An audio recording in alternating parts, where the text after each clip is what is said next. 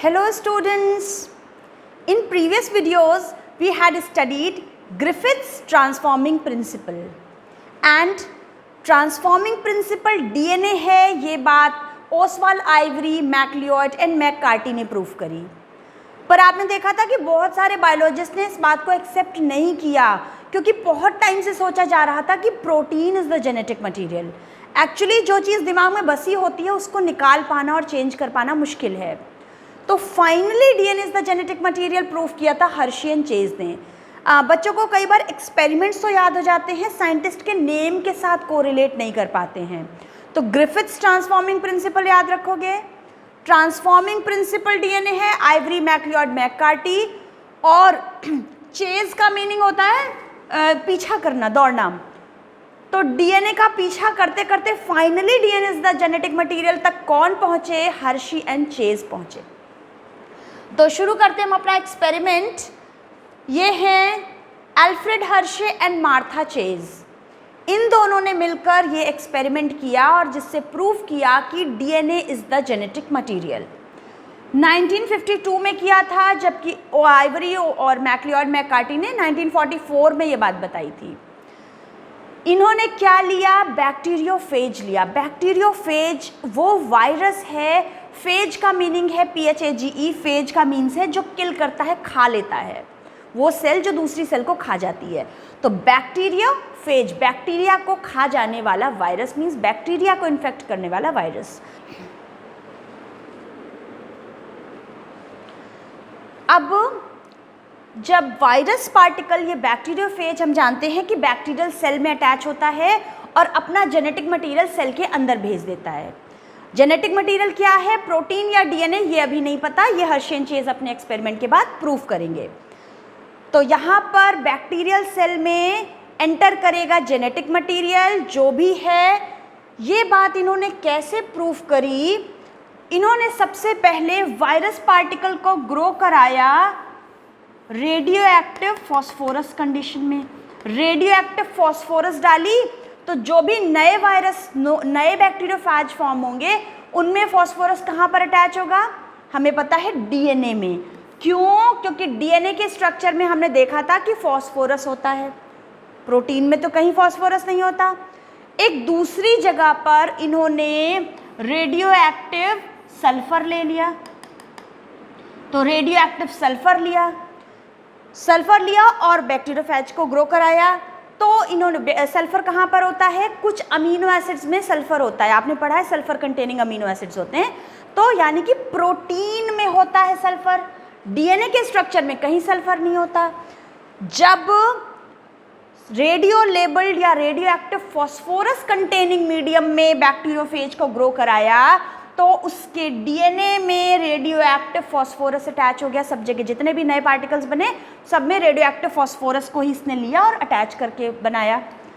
तो radio active phosphorus में लिया तो डीएनए में रेडियो लेबल्ड हो गया डीएनए। जहां रेडियो एक्टिव फॉस्फोरस लिया वहां डीएनए हो गया रेडियो लेबल्ड DP, और जहां पर रेडियो एक्टिव सल्फर लिया वहां पर प्रोटीन हुई रेडियो लेबल्ड SP और DP। याद रख लो, DP रोज चेंज करते हो फ़ोन में। तो डीएनए कहां पर रेडियो लेबल्ड हुआ? जहां रेडियो लेबल्ड फॉस्फोरस लिया, और रेडियो एक्टिव सल्फर लेने पे प्रोटीन हो गई रेडियो एक्टिव। यहाँ पर डायग्राम में रेड कलर से रेडियो एक्टिविटी शोन है, देख लो। डीएनए हो गया रेडियो एक्टिव, रेडियो लेबल्ड, और यहाँ पर प्रोटीन हो गई रेडियो लेबल्ड। अभी ये नहीं पता है क्या है कवरिंग, क्या है जेनेटिक मटेरियल। उसके बाद इन्होंने क्या किया? बैक्टीरियोफेज को अलाउ कर दिया बैक्टीरियल सेल को इन्फेक्ट करने के लिए। तो अब ये बैक्टीरियोफेज जाएगा और सेल पे अटैच हो जाएगा। ठीक, ये NCERT का डायग्राम है। मैंने जानबूझ के कोई और दूसरा डायग्राम नहीं लिया। ये क्वेश्चन, ये सभी एक्सपेरिमेंट्स पिछले कुछ सालों से ऑल्टरनेट ईयर्स में 5 मार्क्स में पूछे जा रहे थे। बहुत ही इम्पोर्टेंट हैं सारे ही एक्सपेरिमेंट्स। तो अगर ये 5 मार्क में भी आता है और आप कुछ भी ना लिखो, सिर्फ ये डायग्राम ड्रॉ कर दो, you will get 5 full 5 mark मिलेगा अगर सब कुछ सही सही जो एज इट इज़ डायग्राम में लिखा है वो सब कुछ लिखे हुए के साथ में ये ड्रॉ कर दोगे तो ये मेरी गारंटी है 5 मार्क्स आपको पूरे मिलेंगे। और इस डायग्राम से भी सारा कंसेप्ट आपका एमसीक्यू क्वेश्चंस का भी बन जाएगा। क्या किया, सबसे पहले इन्होंने रेडियो एक्टिव सल्फर लिया तो प्रोटीन हो गई radio labelled, radio active phosphorus लिया तो डीएनए हो गया रेडियो लेबल्ड। बिल्कुल क्लियर बात है, क्या था एसपी और डीपी, हो गई बात क्लियर। पहला स्टेप क्या किया, allowed to infect, bacterial cell को इन्फेक्ट करने को छोड़ दिया, बैक्टीरियोफेजेस को जाओ अटैक करो। तो पहला स्टेप है इन्फेक्शन, आई बैक्टीरियोफेज आई बैक्टीरियल सेल के ऊपर इन्फेक्ट कर दी, जो भी इसका जेनेटिक मटेरियल है डीएनए या प्रोटीन वो बैक्टीरियल सेल के अंदर एंटर हो गया, पर उसका कोट जो कवरिंग है वो बाहर ही रह गई होगी। और ये हमें कैसे पता चलेगा अभी देखेंगे। और जेनेटिक मटेरियल दोनों जगह पर अंदर एंटर हो गया।